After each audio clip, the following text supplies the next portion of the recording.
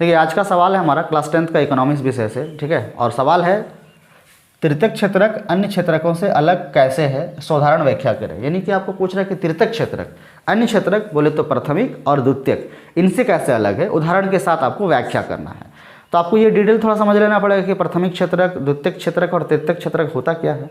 प्राथमिक क्षेत्रक कृषि से जुड़ा होता है या फिर प्राकृतिक संसाधनों का सीधा हम अगर उपभोग कर रहे हैं तो वो क्षेत्रक हमारा प्राथमिक क्षेत्रक हो जाएगा। रही बात द्वितीयक क्षेत्रक, वो वस्तुओं का निर्माण करता है। और द्वितीयक क्षेत्रक प्राथमिक और द्वितीयक क्षेत्रक को सहूलियत प्रदान करता है, यानी कि उसको सेवा प्रदान करता है। जैसे हम एक उदाहरण से लेते हैं, मान लीजिए हमने टमाटर की खेती करी तो वो हमारा प्राथमिक क्षेत्रक हो गया। और फिर उस टमाटर से हम क्या करें, हमने सॉस बनाया तो वो सॉस जहाँ पर बना वो द्वितीयक क्षेत्रक में आ गया। अब उस सॉस को हमने शॉपकीपर को दे दिया, दुकानदार को दे दिया, वो दुकानदार उसे बेचेगा तो वो दुकानदार जो आएगा वो तृतीयक क्षेत्रक में आएगा, ठीक है। अब इस पर्टिकुलर क्वेश्चन पे हमको जो पूछ रहा है कि तृतीयक क्षेत्रक अन्य क्षेत्रकों से कैसे अलग है, उदाहरण के साथ व्याख्या करें। तो इसे हम पॉइंट वाइज लिखेंगे।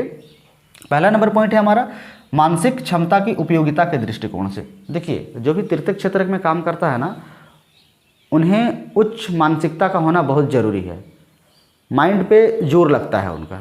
जबकि प्राथमिक और द्वितीयक क्षेत्रक में जो काम करते हैं उनको ताकत होना चाहिए, ये अंतर है, ठीक है। जैसे देखिए लिखेंगे कैसे, तृतीयक क्षेत्रक के श्रमिकों की मानसिक क्षमता की अधिक जरूरत पड़ती है, जबकि अन्य क्षेत्रकों जैसे प्राथमिक व द्वितीयक क्षेत्रकों में शारीरिक परिश्रम की अधिक जरूरत पड़ती है। उदाहरण में ले लीजिए, जैसे एक शिक्षक को एक किसान व औद्योगिक मजदूर की अपेक्षा मानसिक रूप से ज़्यादा दक्ष होना पड़ता है, ठीक है। नेक्स्ट है हमारा वस्तु निर्माण के दृष्टिकोण से।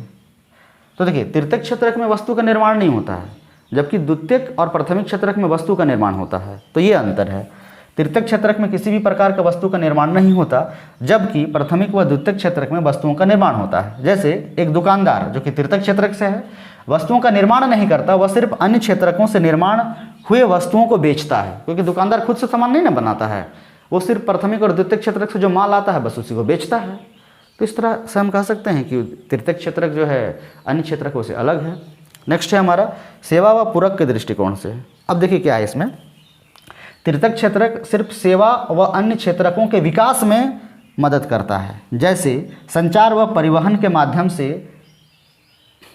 सेवा उपलब्ध हो पाती है तथा अन्य क्षेत्रकों के उत्पादित माल को परिवहन करने तथा क्रय विक्रय कराने में तृतीयक क्षेत्रक का ही योगदान होता है। बोलने का मतलब तृतीयक क्षेत्रक सिर्फ और सिर्फ सेवा प्रदान करता है और पूरक का काम करता है, अर्थात प्राथमिक और द्वितीयक क्षेत्रक के विस्तार में, उनके विकास में वो मदद करता है। जैसे एग्जाम्पल से हमने समझा कि तृतीयक क्षेत्रक जैसे मान लीजिए संचार की सुविधा उपलब्ध कराती है, तो संचार की सुविधा तृतीयक क्षेत्रक में आ गया। परिवहन तृतीयक क्षेत्रक में आ गया। अगर मान लीजिए प्राथमिक क्षेत्रक के अंतर्गत किसान अगर खेती कर रहा है, द्वितीयक क्षेत्रक के अंतर्गत वस्तुओं का निर्माण हो रहा है, उनको अगर परिवहन के माध्यम से क्रय विक्रय स्थान तक अगर नहीं लाएगा, कोई ट्रक रेल नहीं लाएगी, तो फिर वो उनकी उपयोगिता का कोई मतलब नहीं रह जाएगा, उनका उपयोग ही नहीं हो पाएगा, जहाँ पर ज़रूरत वहाँ पर पहुँच नहीं पाएगी। अतः जैसे संचार हो गई, परिवहन हो गए, ये प्राथमिक और द्वितीयक क्षेत्र के विकास में मदद करता है। तो ये इनका काम होता है। सेवा व पूरक के दृष्टिकोण से तृतीयक क्षेत्रक अन्य क्षेत्रक से अलग है, ठीक है। तो इस तरह से आप पॉइंट वाइज लिखेंगे। तो इस वीडियो में इतना ही, फिर मिलते हैं अगले वीडियो में। धन्यवाद।